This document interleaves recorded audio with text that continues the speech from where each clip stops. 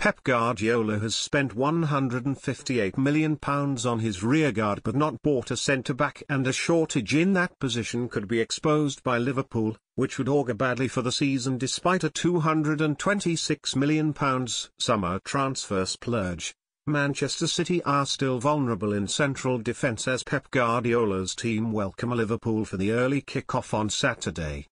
Premier League hostilities resume at the Etihad Stadium after the international break against a Jurgen Klopp swarm and attack unit that should offer a gauge of how City's failure to strengthen at centre-back may affect their 2017-18 campaign. Vincent Kompany, John Stones and Nicolas Otamendi are the manager's leading players in the position, with Guardiola now preferring to utilise a three-man defence and wing-backs. Injury or loss of form for one of those will leave a hole, as the only deputies at centre-back are the unfancied Queen Mangala and the inexperienced Tosin Adarabioyo.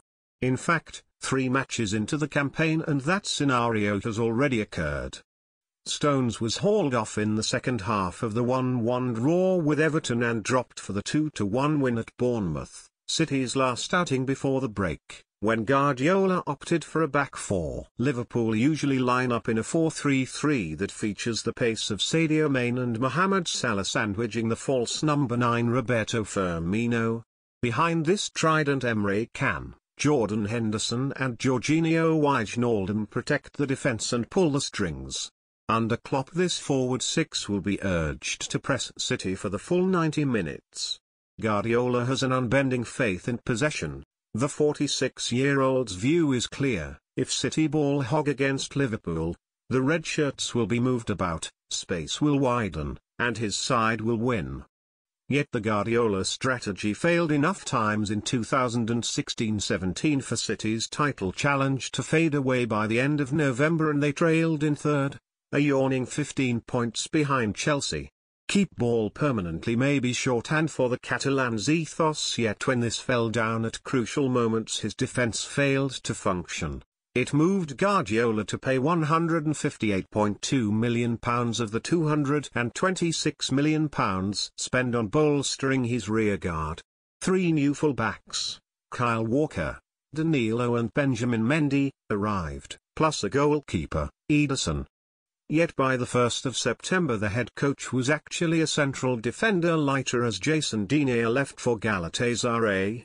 Guardiola began the close season wanting the Southampton centre-back Virgil van Dijk, but Ksiki Bergwijn, the sporting director, and the chief executive, Ferran Soriano, balked at the £60 million starting price and moved next to West Bromwich Albion's Johnny Evans. Again, the Northern Irishman failed to arrive. The reason offered was that City could not free up a space by shifting Mangala, despite Crystal Palace and West Brom wanting him. All of this highlights Guardiola paper-thin centre-back resources and his view of Kompany, Stones, Otamendi, Mangala, and Adarabioyo. Kompany is enjoying his longest run of consecutive outings, 11. For 3 years, yet concerns remain about the captain's robustness. The spectre of a fragile physique continues to lurk over the 31-year-old's availability. Stones is the footballer Guardiola was desperate to sign before he took over in summer 2016. Guardiola wanted the Yorkshireman for his perceived technical ability and penchant for initiating play from the back as a kind of quasi-midfielder. Stones, though, is now in danger of becoming a mere squad player. The 23-year-old was in and out of the 11th last year, and there are no assurances he will be in the team to face Liverpool. Otamendi has begun all 3 matches yet needs Kompany alongside to help ease the errors that pock the Argentinian's game. He also has an unfortunate habit of going to ground too soon. While Mangala came close to departing, Adarabioyo may well be a confused 19-year-old. After nearly departing in the close season, he agreed fresh terms that tie him to City until 2021. Yet his stock is so low that Adarabioyo is still to make a match-day squad, and Mangala is ahead of him. The hope for Guardiola is that this term does not become a repeat of the last, when he bewailed how City would arrive in an opponent's danger area but fail to score. He would often point to how, conversely, The same opposition required only one chance to score against City. In this sense the Everton game was an unwanted carbon of the pattern. Ronald Koeman's side were dominated throughout yet led for half the match and escaped with a point. Afterwards Guardiola admitted he fears City will once more fail to find a killer touch when required and said, they, Everton, had one on the target. They scored a goal. This is a damning analysis of City's defensive fragilities from the man who leads them. Guardiola is correct. In virtually the only time Everton got at the home side, Dominic Calvert-Lewin roved down the right and Wayne Rooney drove at City in a central defensive area to register. That contest was on the 21st of August, more than a week before the transfer window closed.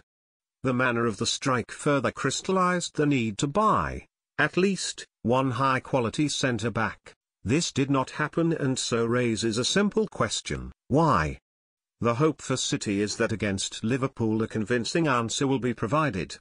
If not, the Guardiola Biguestain Soriano summer recruitment drive will be scrutinised further.